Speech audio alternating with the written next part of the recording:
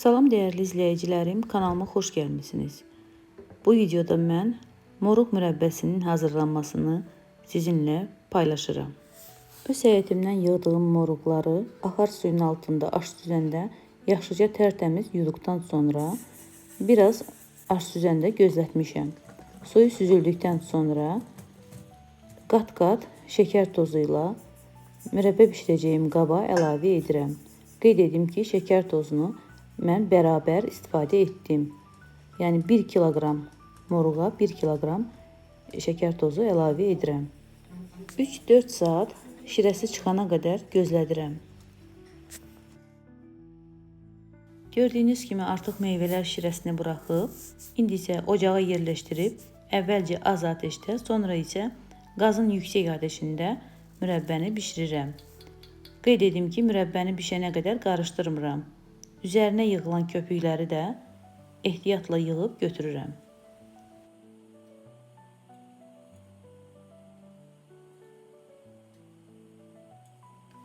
Moruq mürəbbəsi tez bir zamanda bişib hazır olur. Bişənə yaxın yarım limonun şirəsini də mürəbbənin üzərinə sıxıram.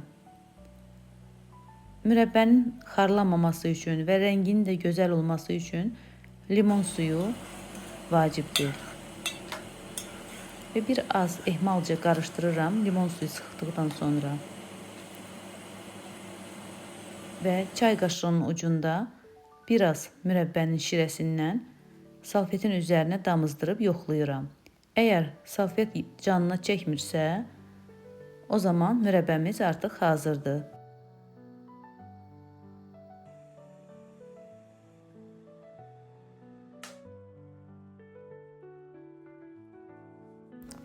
Qazı söndürdükdən sonra isti-isti mürəbbəni sirkələyirəm ki, köpükləri bir yerə yığılsın.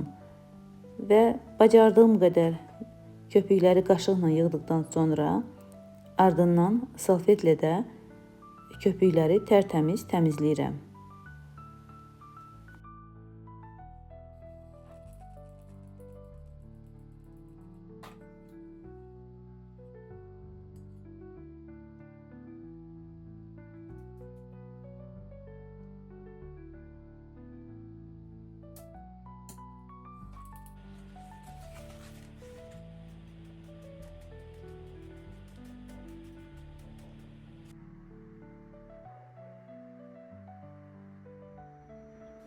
Budur, artıq mürəbbəmiz soyuyub, rəngi də çox gözəl alınıb, meyvələri də əzilməyib.